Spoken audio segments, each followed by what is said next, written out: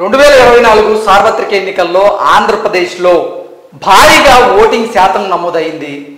నిన్నటితో సార్వత్రిక ఎన్నికలు సజావుగా సాగినటువంటి నేపథ్యంలో ఇప్పుడు ఏ నియోజకవర్గాల్లో లీడర్లకి ఎంత మెజారిటీ రాబోతుంది అనేది సర్వత్రా చర్చనీయాంశంగా మారినటువంటి నేపథ్యంలో పిఠాపురం గురించి భారీగా ఒక ప్రచారం అయితే జరుగుతూ ఉంది. ఆ ప్రచారం ఏంటనేది కనుక మనం చూసుకున్నట్లయితే పిఠాపురంలో నిన్న 80% పైగా ఓటింగ్ నమోదైనటువంటి నేపథ్యంలో అక్కడ జనసేనాని పవన్ కళ్యాణ్ గారు భారీ మెజారిటీతో గెలవబోతున్నారు అంటూ కూడా కొన్ని వార్తలు బయటకు వస్తూ ఉన్నాయి. ఒక చర్చ ఇప్పుడు సర్వత్రా చర్చనీయాంశంగా మారినటువంటి నేపథ్యంలో అసలు పిఠాపురంలో పవన్ కళ్యాణ్ గారు ఎంత మెజారిటీతో గెలిచే అవకాశం ఉంది, అసలు పిఠాపురంలో నిన్న ఓటింగ్ శాతం ఎవరికి అనుకూలంగా ఉండే అవకాశం ఉంటుంది అనే అంశాన్ని చర్చించేందుకు ప్రస్తుతం మనతో పాటు ఉన్నారు ప్రముఖ రాజకీయ విశ్లేషకులు, ప్రముఖ సీనియర్ జర్నలిస్ట్ దుర్గా వడ్లమణి గారు. వారితో మాట్లాడదాం. దుర్గారు, హాయ్ అండి. నిన్నటితో ఆంధ్రప్రదేశ్లో సార్వత్రిక ఎన్నికలు పూర్తయ్యాయి. ఇక రిజల్ట్స్ కోసం 21 రోజులు అందరూ కూడా వేచి చూడాల్సినటువంటి పరిస్థితి ఉంది. అయితే ఇప్పుడు ఏంటంటే కొంతమంది బెట్టింగ్ రాయళ్ళు ఏ నియోజకవర్గాల్లో ఎవరు ఎంత మెజారిటీతో గెలిచే అవకాశం ఉంది, అసలు ఎవరు గెలిచే అవకాశం ఉంది, గెలిస్తే ఎంత మెజారిటీతో గెలిచే అవకాశం ఉంది అనేది ఇప్పుడు బెట్టింగ్ రాయళ్ళు బెట్టింగ్లు కాస్తూ ఉన్నటువంటి నేపథ్యంలో ఇప్పుడు మొదటిగా పిఠాపురం గురించి భయంకరంగా చర్చ నడుస్తూ ఉంది. పిఠాపురంలో నిన్న 80కి పైగా ఓటింగ్ శాతం నమోదైనటువంటి నేపథ్యంలో అక్కడ జనసేనాని పవన్ కళ్యాణ్ గారు గెలవబోతున్నారని, భారీ మెజార్టీ రాబోతుందని కొన్ని వార్తలు, కొన్ని ప్రచారాలు జరుగుతున్నటువంటి నేపథ్యంలో దీని మీద మీ విశ్లేషణ ఏంటి అంటే ఏం చెప్తారు? మీరు చెప్పినట్టుగా నిన్న చాలా చక్కటి ఓటింగ్ శాతం అయితే నమోదైందండి. ఇది అంటే లాస్ట్ టైం కంటే కూడా చాలా బాగా జరిగింది. ఇంకొకటి ఏంటంటే పొద్దున్న 6 గంటల నుంచి వయసుతో నిమిత్తం లేకుండా పెద్దలు, పిల్లలు అందరూ కూడా ఓటింగ్ అంటే ఓటు వెయ్యాలి అని ఒక ఉత్సాహంతో వచ్చారు. వాళ్ళు ఎంత ఎండ ఉన్నా, మధ్యలో వర్షం పడినా, చుట్టుపక్కల గందరగోళాలు జరుగుతున్నా చలించకుండా వాళ్ళ ఓటు హక్కును అయితే ఆంధ్రప్రదేశ్లో ప్రజలు వినియోగించుకున్నారు. మన ఇక్కడ తెలంగాణలో చూస్తే వెలవెలబోయాయి అన్ని బూతులన్నీ కూడా. ఇంకో విషయం ఏంటంటే, చిత్రం ఏంటంటే, వీళ్ళందరూ బూతులకు వెళ్లకుండా రెస్టారెంట్లకు వెళ్ళి వాళ్ళు విందులు ఆరగించారు అని ఒక న్యూస్ కూడా వచ్చింది మనకి. అంటే డిఫరెన్స్ మనం మాట్లాడుకుంటున్నాం.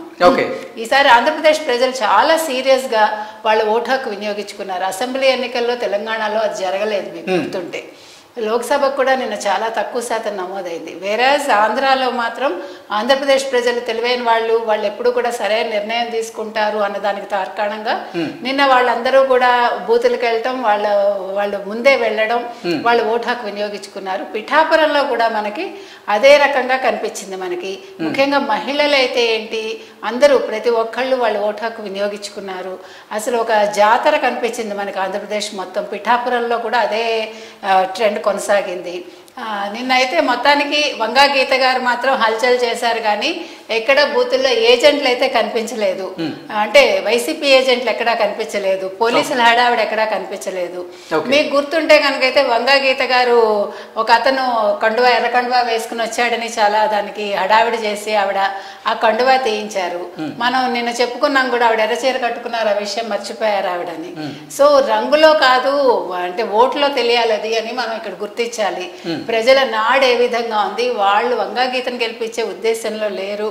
పవన్ కళ్యాణ్ డెఫినెట్ గా 50% పైగా మెజార్టీతో గెలుస్తారు అని నిన్న పోలింగ్ శాతం కూడా మనకి నిరూపించింది. కాబట్టి రాబోయే రోజుల్లో జనసేన చాలా చోట్ల గెలుస్తుంది, ముఖ్యంగా పిఠాపురం కైవసం చేసుకుంటుంది.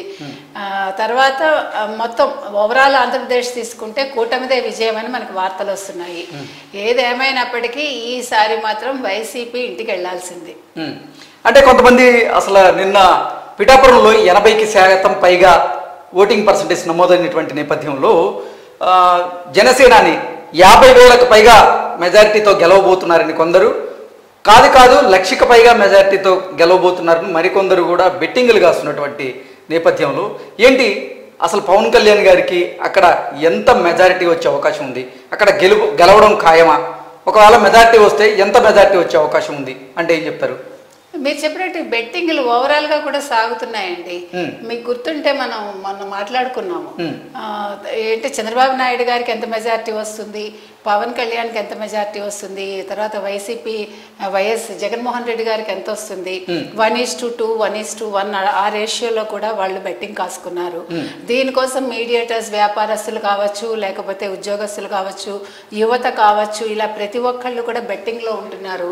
వాళ్ళు 1% నుంచి 5% మాకు అదేమంటారు కమిషన్ ఇవ్వండి, ఫలానా వాళ్ళు నెగ్గితే, అంటే వాళ్ళు చెప్పిన దాని ప్రకారం నెగ్గితే, తర్వాత 105 నుంచి 130 వరకు అప్పుడు బెట్టింగ్లు కాసుకున్నారు.